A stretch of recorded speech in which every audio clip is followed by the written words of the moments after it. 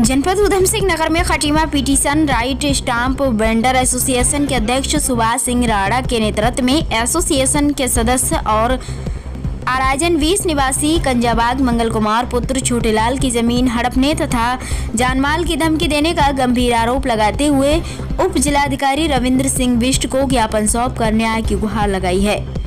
ज्ञापन के मुताबिक खटीमा निवासी राज गौरव सोनकर तथा खेतल संडा खाम निवासी अमित कुमार राणा पर जमीन हड़पने तथा जानमाल की धमकी देने का गंभीर आरोप लगाया है।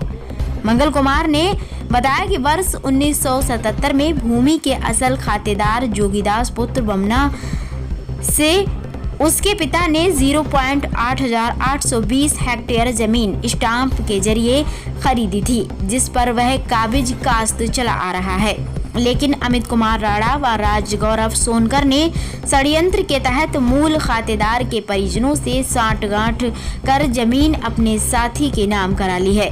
वहीं मंगल तथा उसके परिजनों को जबरन जमीन बेचने का दबाव भी बनाया जा रहा है, जिसका विरोध करने पर झूठे मुकदमे में फंसाने और जान से मारने की लगातार धमकियां भी दी जा रही हैं तथा मानसिक रूप से प्रताड़ित किया जा रहा है। साथ ही जमीन खाली करने हेतु जबरन प्रयास किया जा रहा है। इस घटना से मंगल तथा उसका पूरा परिवार डरा सहमा हुआ है।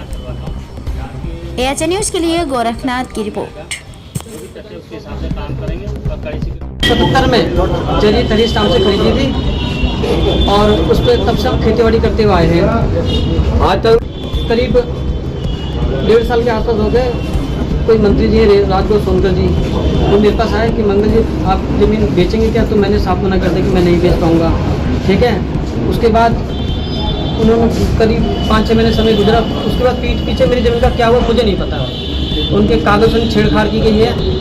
उन्होंने किसी व्यक्ति से मिलकर अमित राणा है और उनके जीजा जो भी हैं और खेत के असल मालिक से मिलकर उसको अपनी बंदे के नाम रजिस्ट्री कराई है और उसका दाखिल खारिज भी करा लिया है। जब दाखिल खारिज हो गई उसके बाद मेरे को पता लगा कि मैंने अरे ऐसा क्या हो गया, तो गौरव का सोनकर का फ़ोन आया मेरे पास कि मुन्ना जी जमीन बेच लो। मैंने कहा नहीं बेच पाऊँगा, आपने ऐसा क्यों किया मेरे साथ हैं।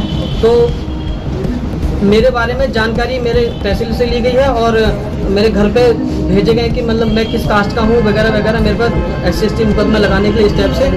और जब पूछताछ की गई तो मैंने घर वालों से राय ली, जबरन मतलब मजबूरी में ये कदम उठाना पड़ा कि चलो ठीक है, अगर कोई माध्यम निकलेगा बेचने का तो देख लूँगा मैं। तो इसमें गिरधर राणा जी उन्होंने जिम्मेदारी ली थी, तो उन्होंने मुझसे कहा था कि चलो ठीक है बात विचार करके देख लेंगे।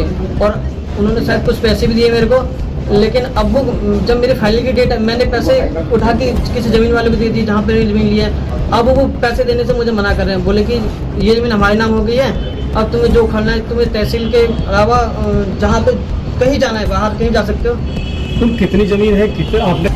13 बीघा का टुकड़ा था जिसमें 6.5 बीघा हमारे भाइयों ने किसी को बेच दी थी। ठीक है, तो 6.5 बीघे का सौदा हुआ था हमारे 15 लाख बीघा से 30 के आसपास दिया गया है। तो गया था मांगने के लिए तो उन्होंने मना कर दिया। आजकल टाल मटोल की।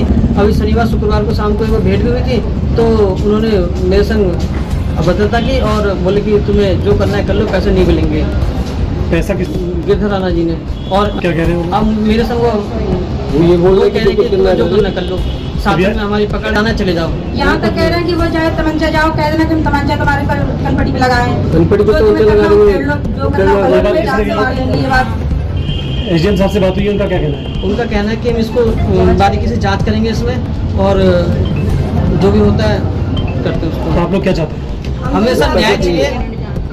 न्याय चाहिए सर। चाहते हैं हमें जो हमारी जमीन उन्होंने ली है, अब जमीन तो वापस करेंगे नहीं वो हमको तो हमारा पैसा चाहिए वापस चाहिए।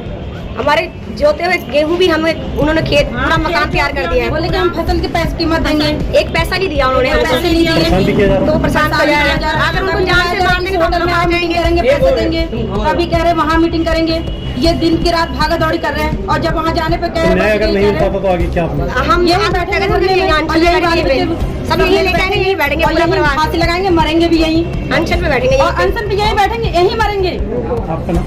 मेरा नाम अनीता देवी है। मेरा नाम टीना देवी।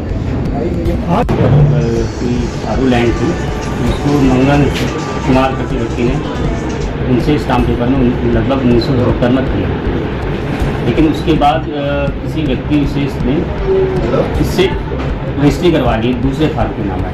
उसकी इसमें विरासतन भी दर्ज हो गई है, क्योंकि विरासतन का एक नॉर्मल प्रोसीजर है कि अगर जिसके नाम में भूमि दर्ज है उसकी अगर डेथ हो जाती है तो ऑटोमेटिक विरासतन दर्ज हो जाती है। अब जो मंगल राय है जिसने स्टाम्प पेपर में खरीदा, उसका ये आरोप है कि भूमि में मेरे से ज़बरदस्ती ली गई, कब्जा मेरा ही है और उसकी मनफोर्टी भी करवा ली गई।